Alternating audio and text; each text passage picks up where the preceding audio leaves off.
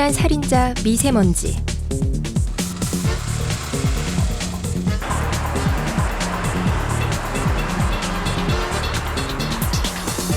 올겨울 유독 기승을 부린 미세먼지는 그 농도가 평소의 5배까지 치솟았습니다.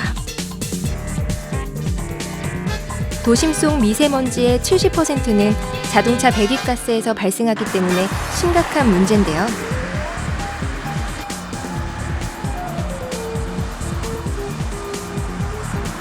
봄에는 황사까지 불어와 뿌연 하늘이 계속될 예정입니다.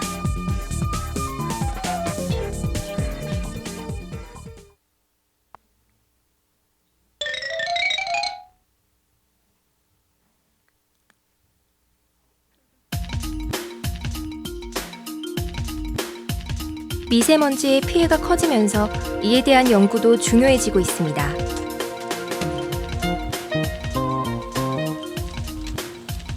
미세먼지가 건강에 해롭다는 이야기 들으신 적 있으실 텐데요.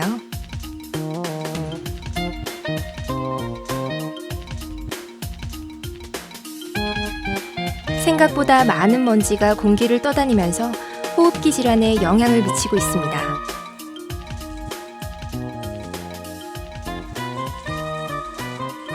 피해는 그뿐만이 아닙니다. 그러니까 저희가 정부에서 지금 요즘 이제 국민들이 초미세 입자 때문에 관심이 많잖아요. 초미세 입자가 저희가 일단적으로 이제 인체에 호흡하게 되면 저희가 이제 폐에서 여기 기관지에서 걸러지지 않기 때문에 바로 이제 폐까지 유입돼서 인체에 유해한 문제도 있지만 또 하나의 특징이 이 초미세 입자가 빛을 많이 살려내기 때문에 그래서 저희가 이제 흔히 보는 아침에 보면 낮에 이렇게 미세먼지 농도가 높으면 제가 시야가 잘 안 보이잖아요. 그래서 이제 시정이 되게 악화됐다 하는데 그 시정 악화의 가장 큰 주범이 미세 입자입니다. 대부분 물에 녹는 성분으로 이루어진 미세먼지.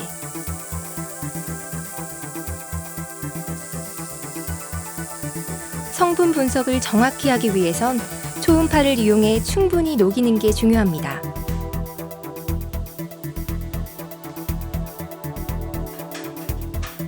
그 결과로 미세먼지 발생의 원인을 알 수 있습니다.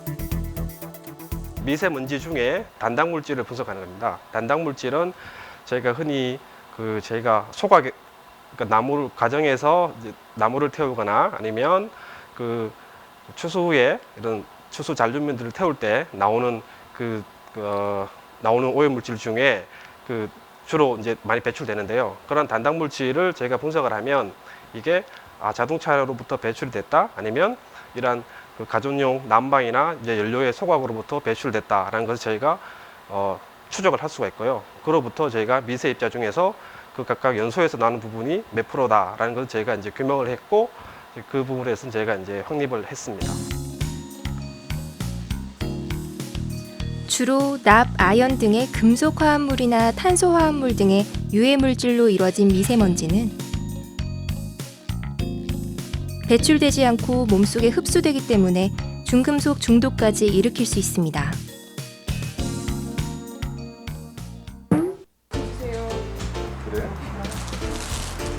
건강을 위협하는 미세먼지로부터 우리 몸을 지키려면 어떻게 해야 할까요? 먼저 외출 시에는 미세먼지의 95%를 걸러주는 N95 마스크를 사용해야 합니다. 일반 마스크는 미세먼지를 걸러주지 못하기 때문이죠. 집에 돌아오면 미세먼지가 모공을 막는 걸 예방하기 위해 몸에 달라붙은 미세먼지를 씻어냅니다.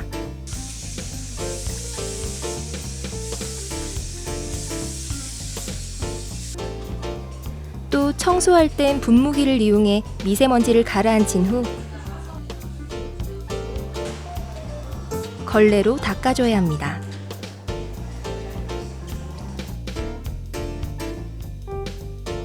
미세먼지 예보에 빠질 수 없는 게 있죠.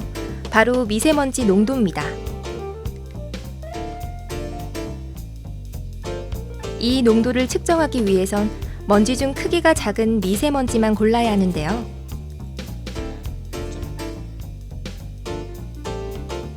(100만 분의 1m), 즉 머리카락 지름의 4분의 1 크기보다 작은 먼지만 측정해야 합니다. 그 원리는 생각보다 간단합니다.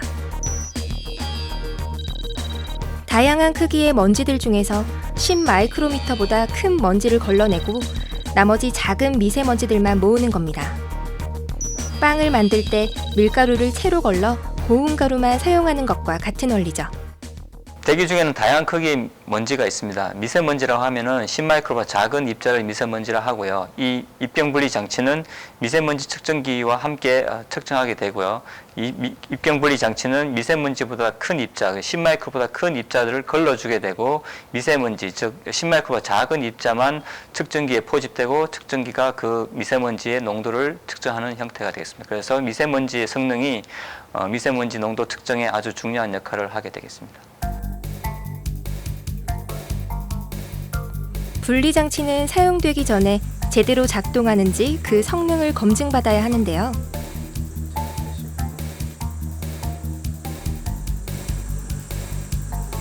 인공적으로 여러 크기의 먼지를 만들어 얼마나 잘 걸러내는지 실험합니다.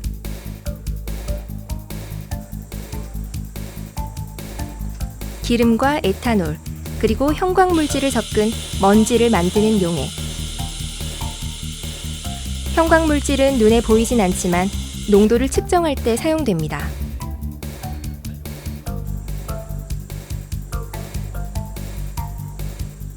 이 장치는 미세먼지를 발생하는 장치입니다.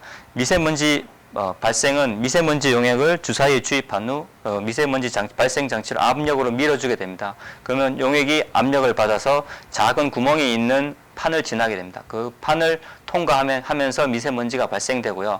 그렇게 발생된 미세먼지는 올릭 애시드가 가운데 있고 그 주위를 에탄올이 감싼 형태가 되고요. 다시 마지막에는 에탄올이 휘발하게 되고 올릭 애시드 가운데 있는 오일만 남게 되는 미세먼지가 됩니다. 그것이 저희가 만들기를 원하는 미세먼지가 되고요. 그 미세먼지를 풍동에 뿌려서 미세먼지 입경분리 장치에 대한 성능 평가를 하고 있습니다. 바람의 속도를 다르게 한 여러 환경에서 잘 작동하는지 살펴보는데요. 5개의 흡입기는 큰 입자를 잘 걸러주는지 성능을 비교할 수 있는 기준이 됩니다.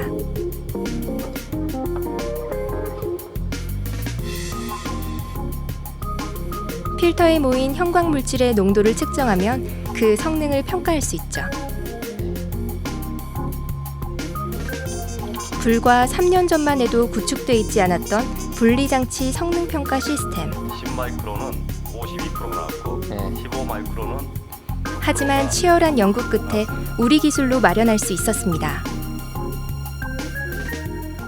성능평가에 대한 의뢰가 들어오면 저희가 구축한 성능평가 시스템으로 입경분리 장치에 대한 성능을 평가하게 되는데요.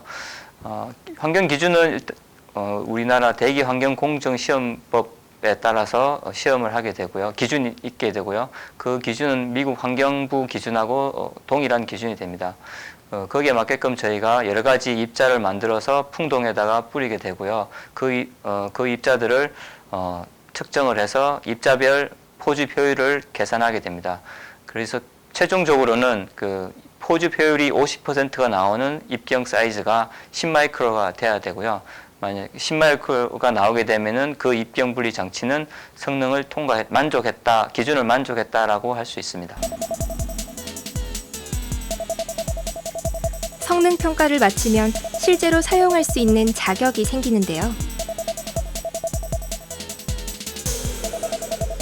자동 측정 장치에 달려 큰 먼지들은 걸러내고 미세먼지만 빨아들입니다.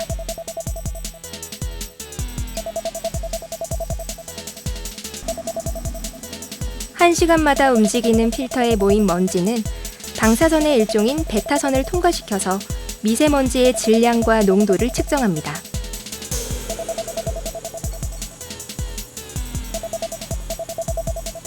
공기의 질을 24시간 관리하기 위해서죠.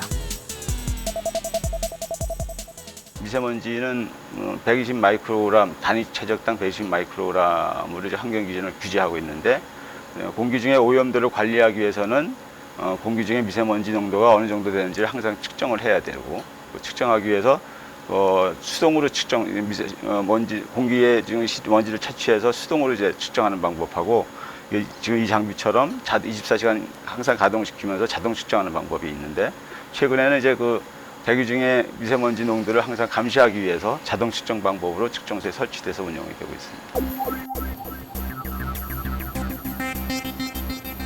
미세먼지 측정기는 산업공단, 도로변 등 대기오염의 원인이 있는 곳에 설치됩니다.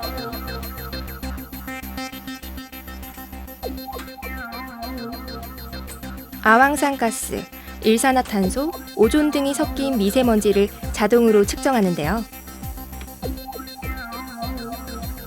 우리가 건강을 지키고 미세먼지의 원인을 근본적으로 해결하기 위해선 그 농도 측정과 성분 분석이 함께 이루어져야 합니다. 근데 지금 현재는 정부에 답답한 것이 산발적으로 이제 연구를 많이 하지만 이러한 중국에 딱 가져가서 봐라, 명확하게 이만큼 너가 날려왔다, 이거 국제적으로 인정받는 결과지 않냐라고 제시하고 싶지만 이 자료가 없기 때문에 정부에서 답답했어요. 그래서 앞으로 이제 이런 연구에 대해서는 좀 많이 수용이 돼서 그냥 단발적인 연구에 끝나는 게 아니라 이걸 다 모아서 좀 국제적으로 공인을 받는 이제 학술 저널에서 제가 이제 투고를 하고 이제 그게 승인을 받아서, 그래서 이제 세계적으로 인정되는 그런 데이터를 가지고 제가 이제 정부에 제공을 해야 정부에서도 좀 액티브하게 중국 쪽에 이제 그런 문제에 대해서 이제 문제 제기를 할 수 있을 거라고 생각합니다.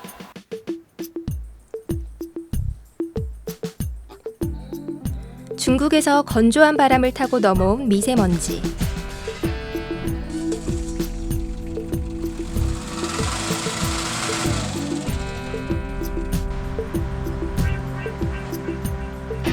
숨을 쉬는 것만으로도 은밀하게 건강을 해치는 주범입니다.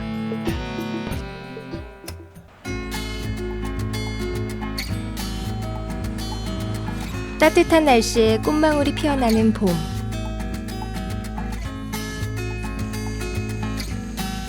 도심 속 쾌쾌한 먼지만 마시지 말고 푸른 숲속에서 산뜻한 봄 기운을 만끽해보는 건 어떨까요? Many choices